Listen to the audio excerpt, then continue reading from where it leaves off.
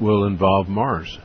It may well, but at this point it's hard to say, because bear in mind we've got that same filtering issue.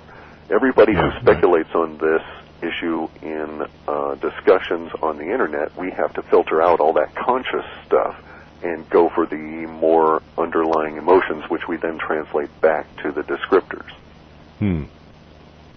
So our aggregation is necessarily more vague than the first-rate descriptions that one might get from a whistleblower, for instance. Right, right. Here's an interesting point, Cliff. We just got an email from Barry Kay, and he says an editorial in today's Financial Times, which is the British newspaper, points out a 2001 report, so it's almost 5 years ago, and this is before 9/11, by FEMA, suggested the three worst-case events include a terrorist attack in New York, a hurricane flooding New Orleans, and finally an earthquake in San Francisco. Well, isn't that interesting? Hello, FEMA. yeah. Isn't that interesting? Yes. I wish I had a copy of the whole Financial Times, but I think it would probably be fairly easy to get a hold of. And even so, the report will probably tell you nothing that we're not aware of, and again, it'll probably be exactly spot on. And we undoubtedly will have that quake. I'm pretty sure we're running into another one of those energy periods, because we're having so many GRBs pop in. We saw one of these prior to the Sumatra quake, where over the course of 45 or 50 days we gradually built up. We had these sort of waves of GRBs coming in and strange solar activity. Again, we're at that stage. It's an energy system. It's Buckminster Fuller called it total energy accounting. Yep. He said, don't tell me how many miles per gallon your car gets. Tell me how many barrels of oil it takes to manufacture the car before we then start talking about its miles per gallon. What made him so smart? Traumatic life experience and the death of his daughter in a horrific way that cast a level of guilt on him that so affected him that for 85 years later on his deathbed, the only thing he could think of was that hurt he had done to her. Is that right? And he spent 2 years in a super deep funk, evolved several techniques for meditation on his own, and reached a certain point of wisdom or enlightenment. Wow, isn't that amazing? Anyway, his total energy accounting can be applied to the planet, which he did. And he also came up with the most efficient way of having a national or a global electrical grid in such a way that it would be redundant and no one would ever have to have blackouts. But we'll never go that route. It makes too much sense. It would also eliminate all the poverty really in Africa by providing them with everything that they need in the form of very cheap electricity. In any event, though, he did this thing called total energy accounting for the planet. How much does the sun put out to us? How much is reflected off the moon, that kind of thing. Right. And if you apply that today, you find that we have a whole lot more energy coming in than we did in the 70s even. And that energy must cause changes, because we're a complex, dynamic system that can't just absorb the energy forever. But you're talking about, primarily anyway, energy. More energy today coming in from the sun, primarily. Correct. Than the 1970s? Correct. 75, we saw the transition from the hydrogen sun to the helium sun, from the yellow to the white. It finally finished its transition, really. And that really was a point of demarcation. Prior to that, 1940 appeared to be when the whole process started. How come science has not come forward? Because you and I have talked about the changing of the color of the sun before, and nobody, Cliff, is picking up on it. No, that's not true. Well, again, maybe there is a very heavy-handed filter laid over everything. Okay, maybe that's it, yeah. I mean, I have a lot of people that tell me that is precisely the case, and that the rise in peer review really comes down to the rise in filtering and censorship. And, I mean, you're very well aware of James McCanney. Oh, Jim is, oh my gosh, yes. Yeah. What then, from a scientific point of view, Cliff, could this mean to planet Earth and every living organism in it if we have changed over from a yellow-hued sun to a brilliant white? Much more energetic, much more of what we call the actinic or burning rays. So on a mundane level, there's going to be more skin cancer and sun damage for the eyes and so on. The good part of it is probably that none of us will live long enough to develop much of that. Because, again, we're facing that 2012 deadline. And maybe that's the full changeover from yellow to white, or whatever follows white. Correct. Ooh. Might even go blue. Ooh. And, of course, there's all of the, the indigenous population mythos from Australia through Indonesia, through Malaysia, all the way over to the Amerindians, American indigenous peoples, that have the Blue Sun event as marking the actual transition. Ooh. Isn't that interesting? Curiouser and curiouser. Yes, isn't that? I have not heard that before. Tell us, if you would, Clif, tell us a little bit more about the prophecy, but also what could that mean? Well, the Australian indigenous peoples have this myth about the sun going blue. And it's hard to really, if you get into it, it could be what's known as a plasma discharge, to where all of the planets return their excess plasma, so to speak, to the sun, and it gets really energetic and blue for a moment.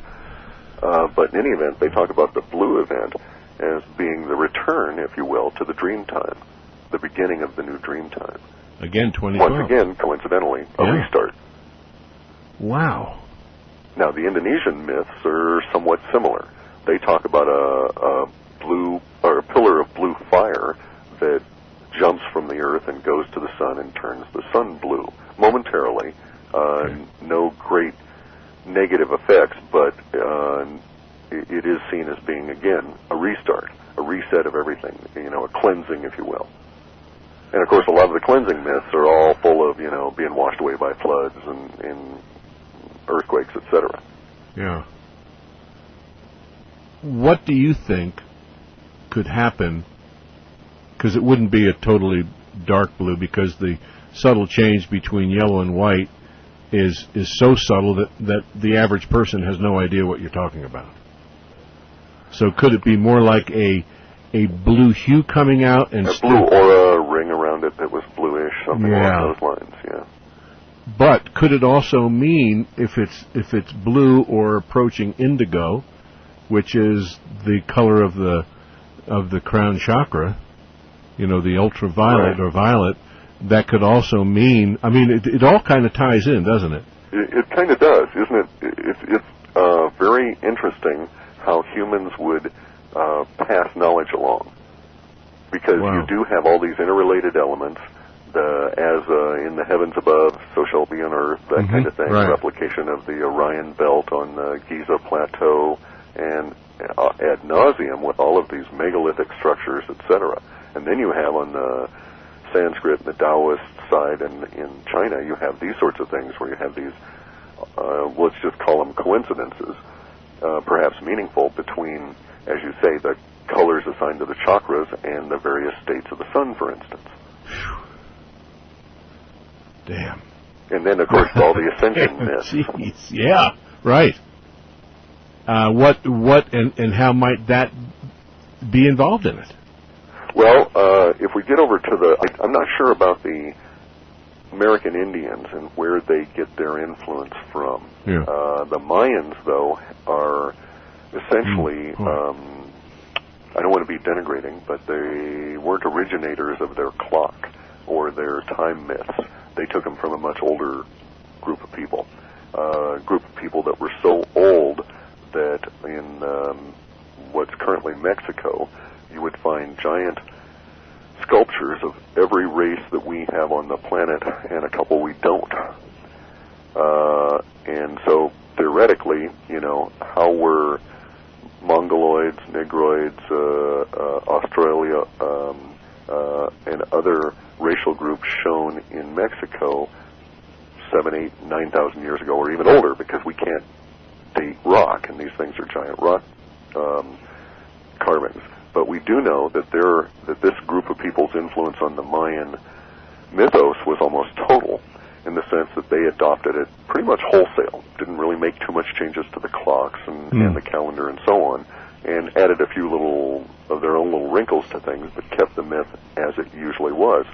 And that myth for the Blue Sun event and the Ascension is really about the battle of good and evil, so to speak. And it's not an Armageddon kind of a thing, not as is described in the Bible, but a natural catastrophe, the end of time, and people are slaughtered, and along with animals apparently, by natural circumstances in great numbers.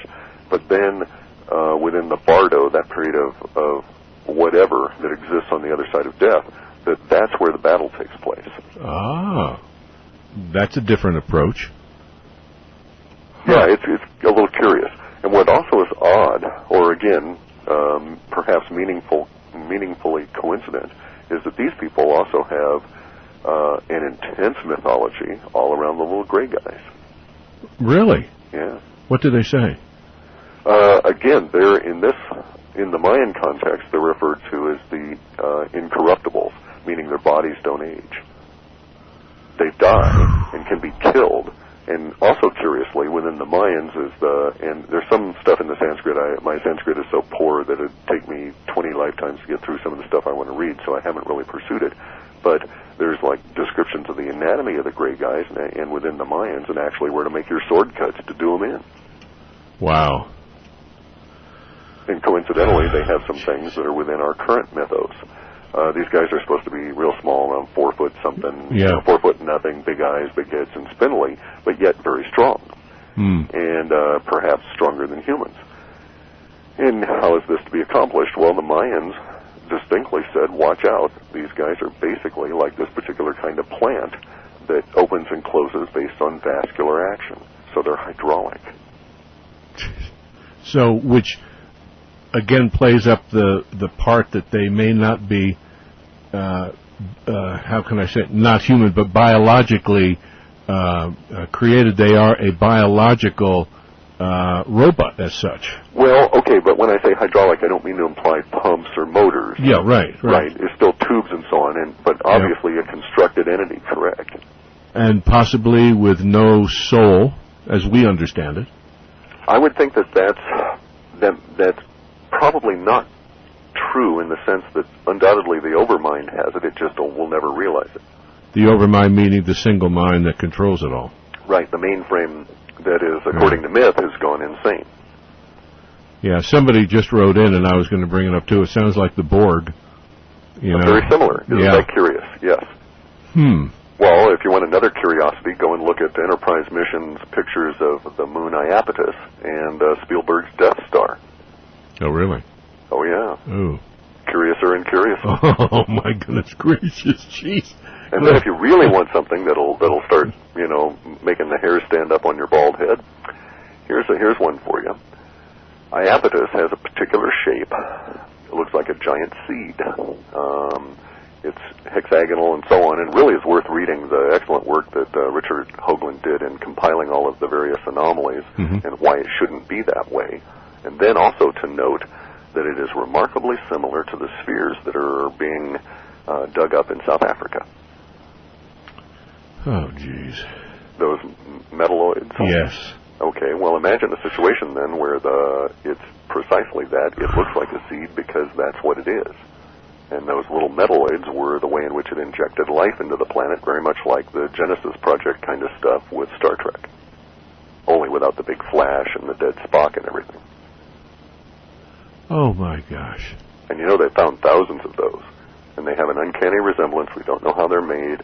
They are not identical, but they're within obvious template. Yep. They're not mass-produced insofar as we understand it. And they bear a weird relationship to Iapetus, and they're filled with a spongy mass, which would be perfect for putting in proteins and amino acids and stuff, and DNA. Jeez. Cliff, you got to sit back and say, what is going on? I mean, what truly is happening